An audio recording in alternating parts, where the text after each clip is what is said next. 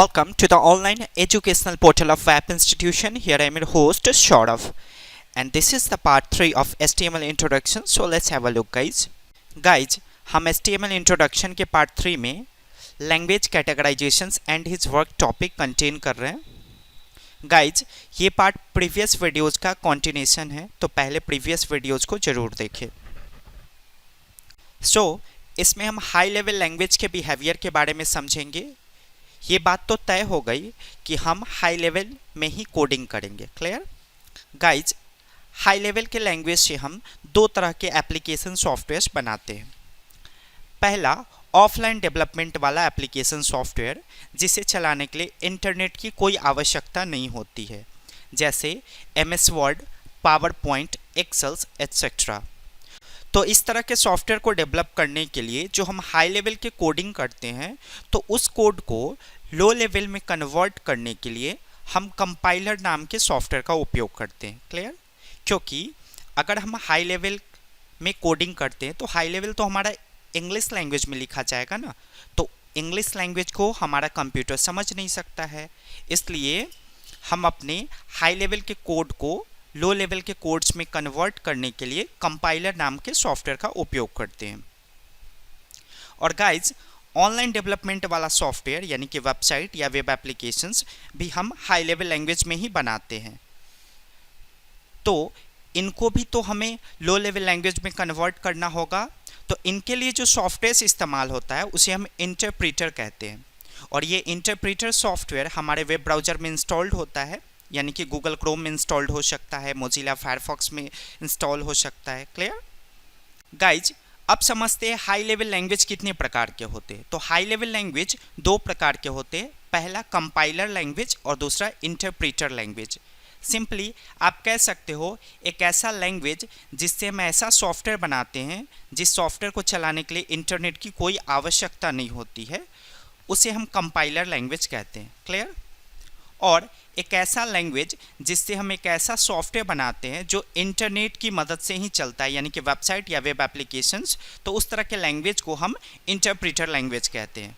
और एग्जांपल्स में जैसा कि हमने दर्शाया है, कंपाइलर लैंग्वेज में C language, Java language, dotnet language, यानी कि ये सब कंपाइलर लैंग्वेजेस कहलाते हैं जिनकी मदद से हम ऐसे सॉफ्टवेयर्स को बनाते हैं जिसे चलाने के लिए हमें इंटरनेट की आवश्यकता नहीं होती. यानी कि आपके कंप्यूटर्स में जो MS वर्ड, पावर पॉइंट, एक्सेल्स या VLC मीडिया प्लेयर्स होते हैं, उन सभी को बनाने के लिए C language, Java language, dotnet language या किसी और लैंग्वेज का उपयोग किया गया है जो कंपाइलर्स लैंग्वेज होते हैं, क्योंकि इन सारे सॉफ्टवेयर्स को चलाने के लिए हमें इंटरनेट की कोई आवश्यकता नहीं होती है. और हम जो कोई भी वेबसाइट यूज़ करते हैं तो उन वेबसाइट्स को चलाने के लिए हमें इंटरनेट की आवश्यकता होती है ना, तो उन्हें बनाने के लिए जो लैंग्वेजेस का हमने उपयोग किया है उन लैंग्वेजेस को हम इंटरप्रेटर लैंग्वेज के नाम से जानेंगे. क्लियर, अब हमें लैंग्वेज की आइडेंटिटी यानी कि पहचान के बारे में जाननी है. तो आप कैसे पहचानोगी कि ये प्रोग्राम इंटरप्रेटर में बनी है या कंपाइलर में? सिंपल है, अगर प्रोग्राम का रिजल्ट वेब ब्राउज़र में आ रहा है तो इसका मतलब किसी इंटरप्रेटर लैंग्वेज से इस प्रोग्राम को बनाया गया है. क्लियर, और अगर आपके विंडो पे जैसे दूसरे सॉफ्टवेयर्स ओपन होते हैं वैसे अगर कोई प्रोग्राम ओपन होता है तो इसका मतलब है उसे कंपाइलर लैंग्वेज में बनाया गया है. क्लियर गाइज, अब हमें HTML के बारे में जाननी है. हमने आपको पहले भी बताया था कि HTML को हाइपरटेक्स्ट मार्कअप लैंग्वेज के नाम से जानते हैं. अब अगर आपकी ये क्वेश्चंस है कि सर मार्कअप लैंग्वेज किसको कहते हैं, तो मैं इसको क्लियर करता हूँ, आप इसे प्रॉपरली सुने. किसी भी लैंग्वेज का नाम उसके बिहेवियर यानी कि उसके व्यवहार को देखकर रखा जाता है.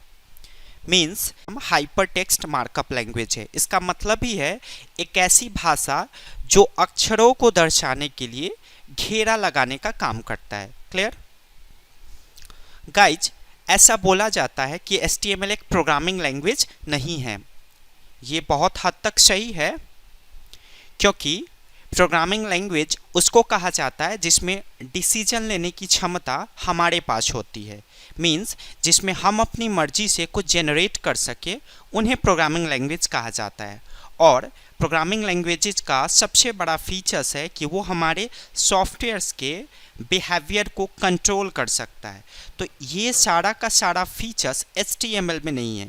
मींस HTML में हम अपनी मर्जी से कोई डिसीजन नहीं ले सकते। अगर कुछ नया जनरेट करना चाहते हैं तो ये सब चीज़ HTML में पॉसिबल नहीं है, और ना ही आप अपने सॉफ्टवेयर्स के बिहेवियर को HTML लैंग्वेज में कंट्रोल कर सकते हो। इसी वजह से HTML को मार्कअप लैंग्वेज कहा जाता है और प्रोग्रामिंग लैंग्वेज HTML को नहीं कहा जाता। Clear guys? अब जानते हैं कि HTML का उपयोग हम क्यों करते हैं। क्लियर? तो आप इस स्लाइड में देख रहे होंगे कि फर्स्ट स्टेटमेंट में हमने लिखा है HTML is used to develop web pages. इसका मतलब है HTML की मदद से आप वेबसाइट का पेज बनाते हो और उसी पेज को हम वेब पेज के नाम से जानते हैं। क्लियर?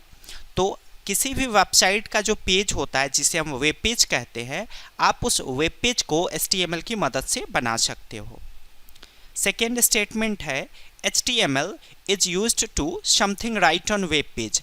आप जो HTML की मदद से कोई पेज बनाओगे तो उस पेज पे अगर आप कुछ लिखना चाहते हो तो उसके लिए आपको HTML की ज़रूरत पड़ेगी।